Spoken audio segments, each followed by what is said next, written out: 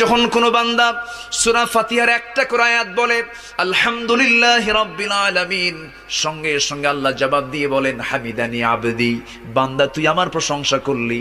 আর রহমানির রহিম যখন বলে আল্লাহ বলেন আসনা আলাইয়া আবদি। মালিক ইয়াউমিদ্দিন যখন বলে আল্লাহ বলেন মাজ্জাদানি আবদি। এরপরে যখন বলে ইয়াকা না'বুদু ওয়া ইয়াকা নাস্তাঈন পর্যন্ত যখন বলে আল্লাহ বলেন বান্দারে তুই আমার কাছে কি চাস, প্রাণ খুলে চা রে বান্দা।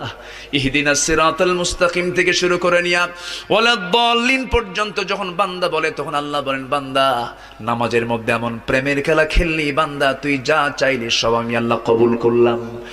ওই বান্দা যখন রুকুতে যায় আল্লাহ তখন অস্থির হন।